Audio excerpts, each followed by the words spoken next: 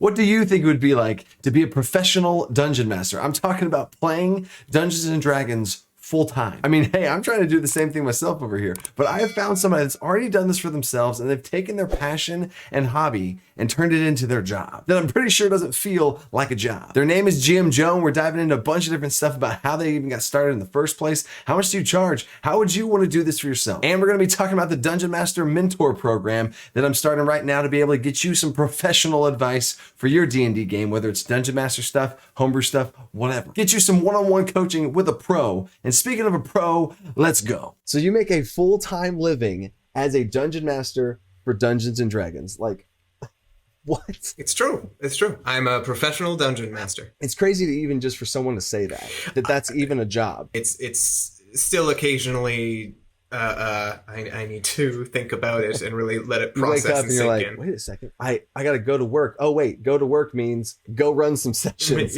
yeah, exactly. So, okay, before we get into you actually dungeon mastering professionally, what did you do before? Like, what's your background like leading into D&D to make you like? Well, I'm a professionally trained actor, so I did theater for most of my life. Such a pro. Well, thanks. I've got my BFA in acting, and I've done plenty of Shakespeare and theatrical productions over the years. Heavy into stage combat work as well. So I've finessed with swords and long swords, short swords, rapiers. I can't even say what I was going to say because I was going to try and be like, yeah, I have a theater background. But after you say all that, I basically was in 2 plays in high school. And oh, great. I had a lot of lines and I memorized them good. Hey, I mean, that's a big part of it. That's my accolades right there. But dang, but honestly, and like we've known each other for over a year now. Yeah. And some of the voices in our little conversations that you see, like, you know, when you're talking to somebody and you know that they can do voices and they kind of bring it out every now. I'm like, oh, okay. Let me tell you something about voices. They got something. They got something going on here. They got a little background going on. So that's really cool. And just the theatrical performance of dungeon mastering, role playing in general for the players too. So it just feeds right into it. Absolutely. Now, how we met, speaking of all our similarities, how we met was crazy for me. Because for me, from my perspective, and I'm interested to hear your perspective, is I have a Patreon and I was super tiny, just had started out. Yeah. And I started a Patreon where I was like, guys, I'm doing one-on-one, dungeon master advice. Yeah, because I wanted to help out and help as many people as I can. I thought I could do it. So then GM Joe joins my deal. I was like, okay, sweet, cool. And then we start talking, and within the first 1 or 2 things, you're like, oh yeah, I'm a professional dungeon master. I'm like, wait, what? I have a professional dungeon master in like the little Q&A back and forth. And it was so cool to go back and forth. Well, it was with you. It was awesome. I honestly, I don't even. I didn't even know about the one-on-one coaching until I actually went to the Patreon itself and found that tier. And I was like, oh, what? Oh, cool. I'm like, oh, sweet. Yeah. Let's chat. I love chatting ideas. And like, I'm pretty sure I watched all of your videos by that point already. And was like, I would love to pick his brain about that sort of thing. And then let's go. God, it's been great. Now, how long have you been doing this thing for? I've been a professional dungeon master for a little over 2 years now. April 2019 was when I first sent out the message of like being like, who would be interested in playing a one shot with me for $20? Hey, okay, dude. Okay, so that actually gets me into some stuff. Like, how did that work? Like when did you sit there and you're like, you know what? I'm going to make money from this. I mean, I've been dreaming about making money from Dungeons and Dragons for telling me years upon years, right? And there was actually, I saw an article in the New York Times about a professional dungeon master who that was his full-time job. I think I saw that in March or something. And I was like, oh, so that's his full-time gig. Hold up. Yeah. And for myself, I'd already been DMing for quite a while and playing for much longer than that. Right. And as a DM, I use all of my acting training to embody all the characters and create an immersive experience. Yep. And so I was like, I think there's value in that.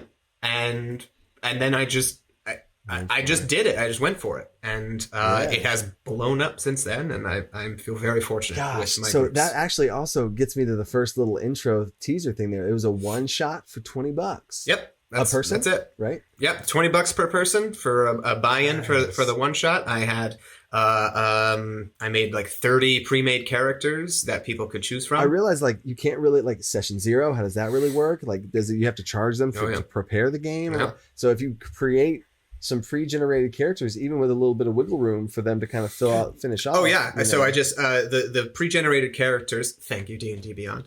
I just made like I want to say 20, 30 level 3 characters. Yeah. That different subclasses, different archetypes. Right. Just left the names blank. Yeah.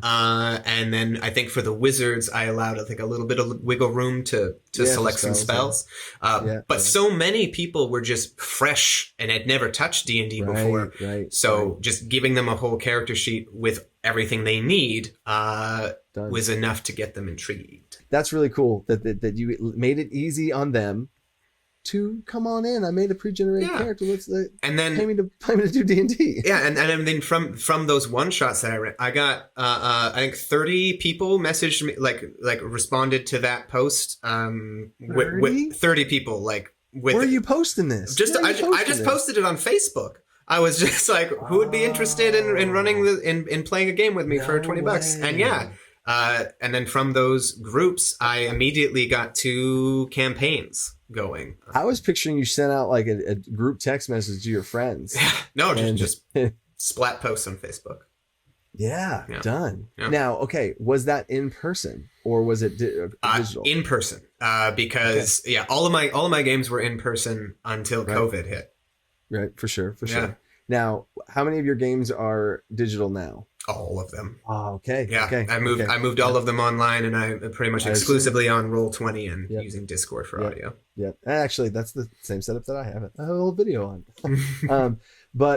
So that is an interesting transition too, and we might get more into that later. But I think it's really cool to see this transition that you almost like you were playing. Now, did you have a campaign you were running when you started doing this paid thing? I did actually. Yeah. I had been. So you had your main campaign. You're like, you know what? I'm gonna take a side venture here, and you did this 2 separate Facebook group thing. Yeah, exactly. Cool.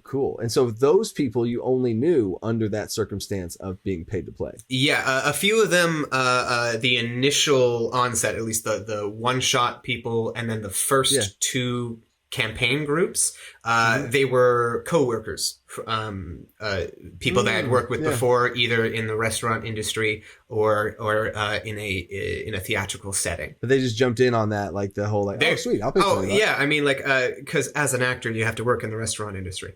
Hey, I worked in the restaurant industry. I was a server. Oh, that's great. Bam, I love that. I love that. I feel cool again. Yeah. But I spent so much time at work, telling people about Dungeons and Dragons and getting people hyped up about it.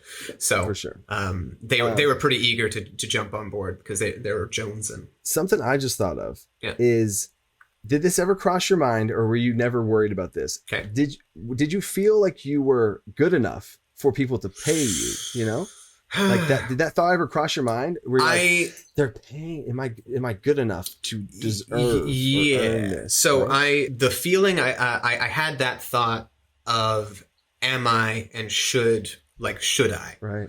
But I've been paid to perform before. I am an actor, and I've performed on stages, and that's been my job. That was my job for a long time.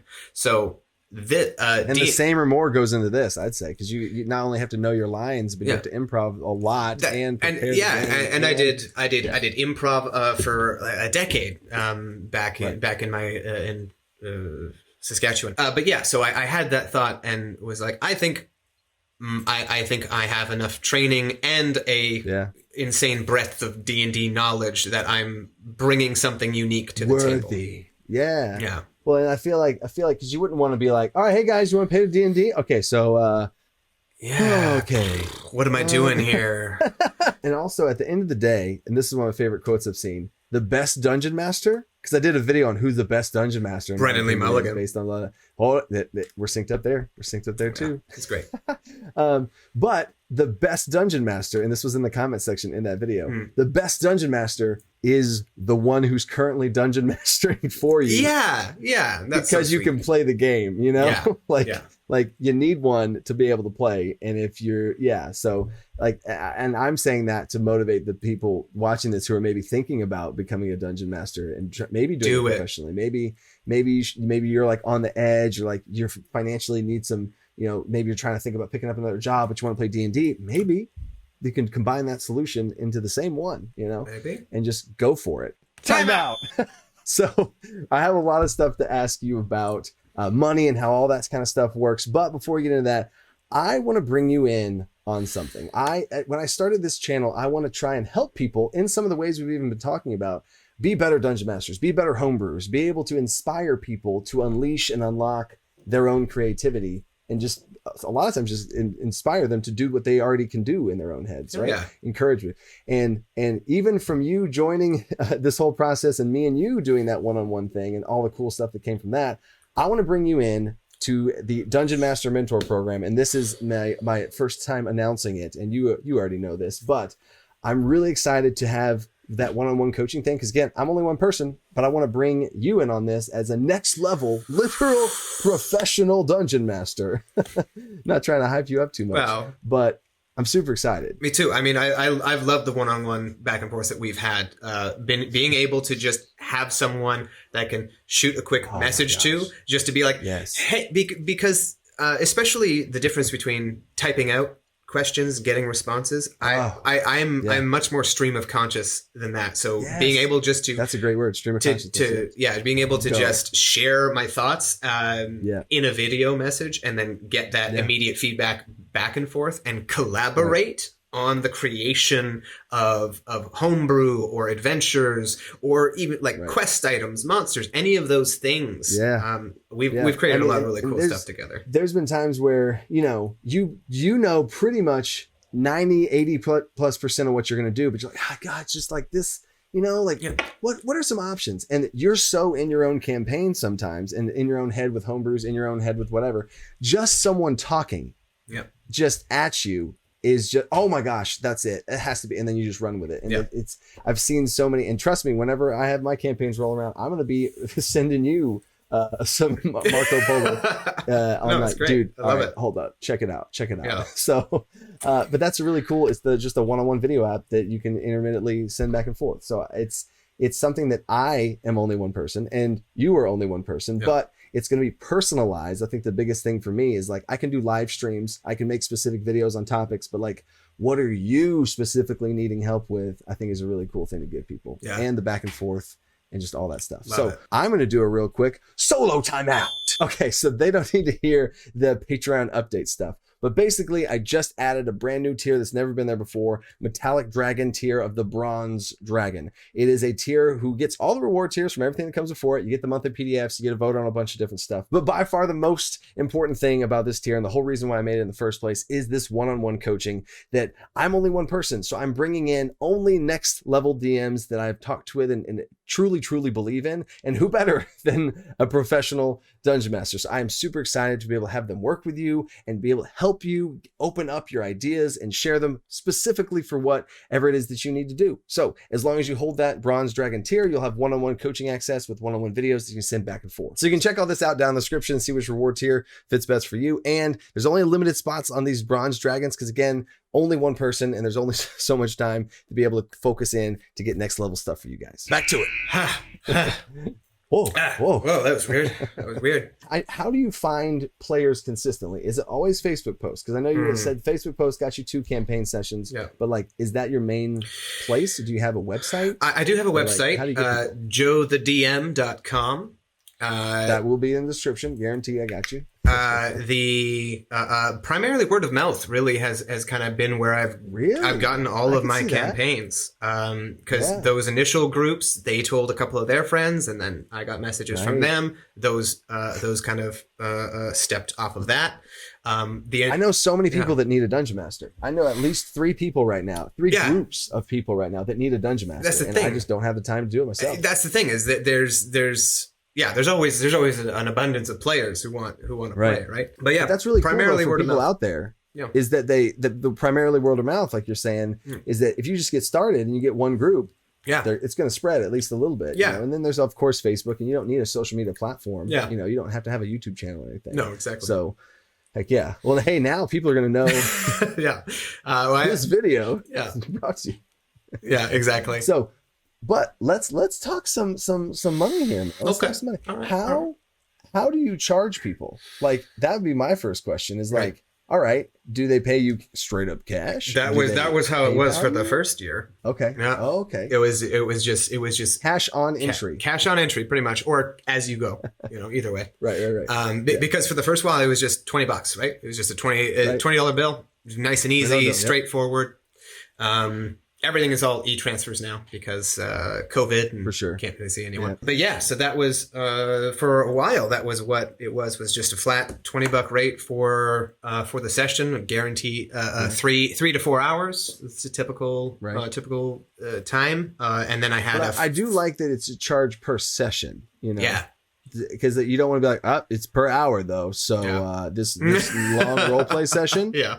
I'm really going to drag this out. Yeah. And it's going to cost. Yeah, exactly. I promised them 3 hours. Like 3 hours is guaranteed. And then I leave the wiggle room in there in case a fight started a little bit late. Of course.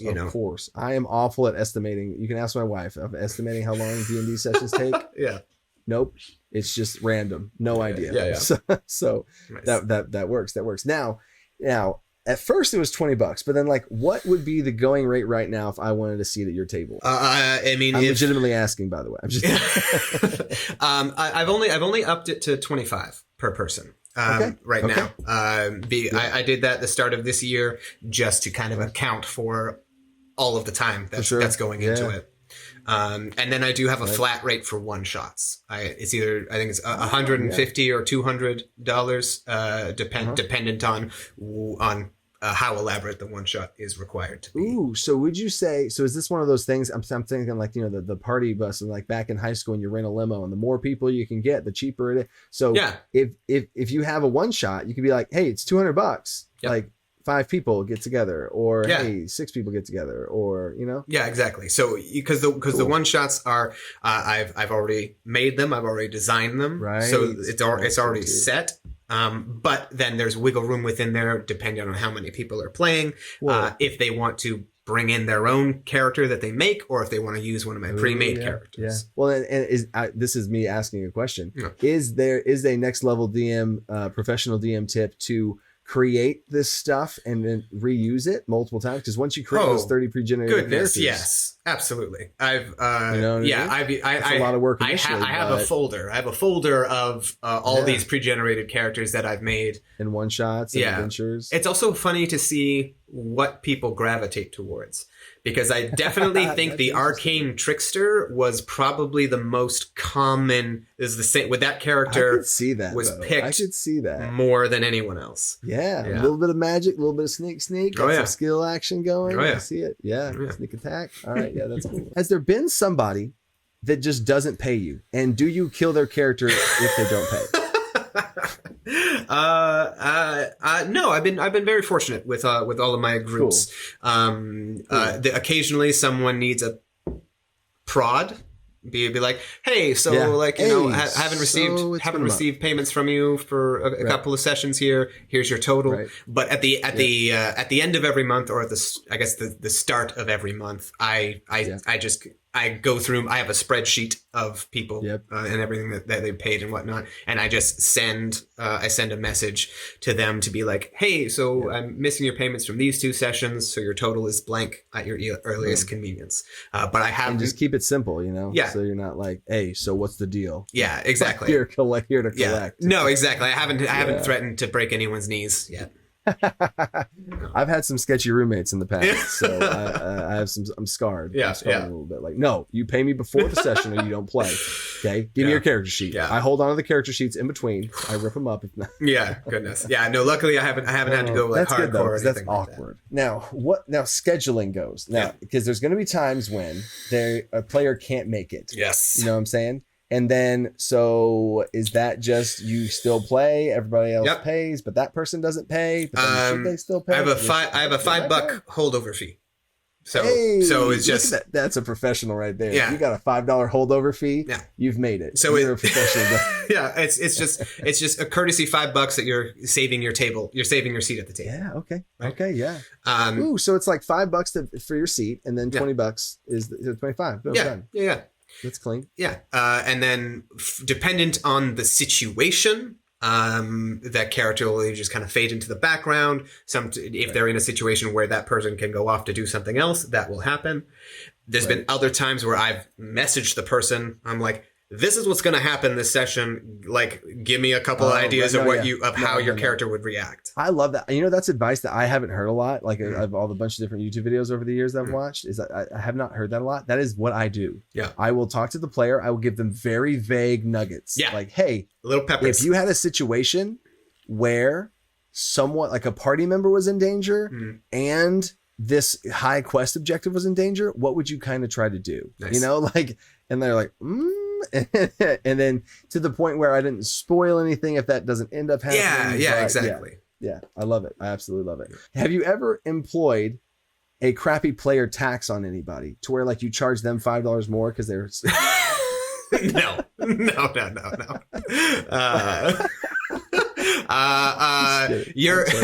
I'm sorry. You're too stressful to run this game for. I need $10 extra from you, please. Okay, for you to be at the table. Yeah. Okay. No. I've been very fortunate in my groups. I've had a few people leave and replaced with other people. Right. There's been a rotating cast in a couple of campaigns.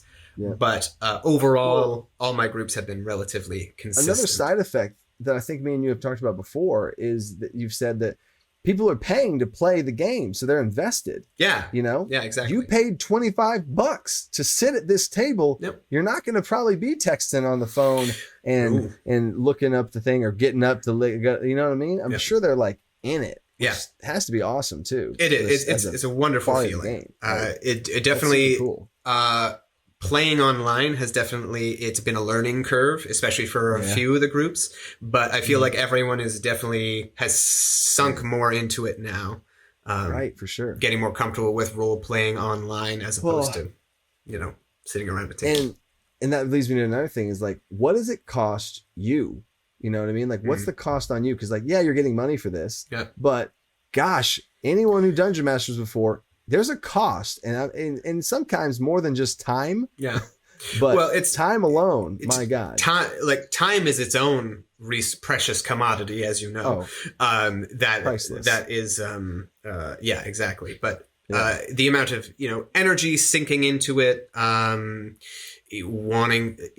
The brainstorming of trying to pull people's backstories into the story itself to ensure that everyone feels connected. Multiple groups. In fact, how many groups are you running right now? That's something I haven't asked that yet. How many groups are you running right now? 6. Monday, Wednesday, 2 on Friday that alternate. Saturday, Sunday. And then occasionally there'll be Tuesday games as well. Like, I just want to stop real quick and think of what your week looks like and how awesome that is, but also how crazy that is. You know, like you, instead of going to an office cubicle and sitting in a computer and like looking at spreadsheets and stuff, your homework is creating Dungeons and Dragons campaigns and then going to and playing them. You know, like that is pretty awesome. But now back to the crazy part of things. That's crazy to keep track of 6 campaigns. Yes, I've gotten very good at note taking. Note taking, and it's like that's been its own also journey. Is like because I used to. What do you use for note taking? I use OneNote primarily. Okay. You're one of those. Okay. It's great. It's got a lot of different tabs going. Is it Trello? I'm just kidding. No, it's been great. It's having separate tabs for all my adventurers, for all the different characters, and I've got like a whole encyclopedia of the world itself that's slowly been compiling and getting more fleshed out as the games go on. Are they all playing in the same world? They are. That's great for you. It's great for you. The world building unfolds naturally. It's been very awesome. Right. Well, and I almost feel like, would you say that's a prerequisite? Would you run like I'm a Starfinder over here and I'm going to be this and then over here? Like, would you, you know what I mean? Like, I feel like that'd be crazy. Yeah. If I was running 6 games in a completely different setting with each one, that would be a lot. I'm not sure. Right. I'm not sure exactly. But if it's honestly smart though, that you've put them in the same world. Yeah. You know? Yeah. And like you're saying, it's world building, and maybe one campaign flushes out a cool thing. Oh, that happens. Space and leave it. That's happened multiple times now. Oh my! Where like one group will come into a town, see the aftermath of another group that left like a couple weeks ago. But literally, you were there. You DM'd that thing, so you could literally just like that's instant backstory, instant background, instant world building, instant lore. Oh yeah! Wow. It's that's so cool. It's been playing out very. I never thought about that. It's been great. It's been great, and having the other groups hear about other groups in game. The players eat that up. They love that. Oh yeah. Now here's a big question. Here's a big question. How do you prep for that many games? Now I know this is your job, so then therefore you have time for it. I set aside blocks of prep time for sure. Yeah. But like efficiency wise though, do you have a system or do you have any tricks for that many? I mean, the trick is usually focus on one at a time. And so like the day of, or sometimes if I'm ahead of schedule, which is very rare, I can prep beforehand. But usually I will, I'll review my notes from the last session, see where they're going to be, ensure that I have a few maps that fit the terrain. Especially digital with those freaking maps. Exactly. I have a vast collection of digital maps now. But despite having 400 maps, however, whatever insane amount of maps, wild amount of maps I have, sometimes I still have to go and make a map because there's just, I'm like, it's just not quite right. It's too specific. Yeah. It's too specific. It's too specific. Yeah, exactly. Yeah. So you're setting aside time for map building, ensuring that there are a couple of character highlight moments. Right. Yeah. So it fluctuates, I find, in terms of the amount of prep that is required per session. So true. Especially because you're going to have some groups that didn't get as far as you thought they would get. Yep. And then you're like, okay, cool. I'm good for like at least a half a session. And then, okay, I still need to finish it off. That's the thing is that there's been a couple of times where I didn't need to prep for one particular group for 6 weeks. Way longer. I had set up everything that needed to get done. Right. They were doing a siege on a city.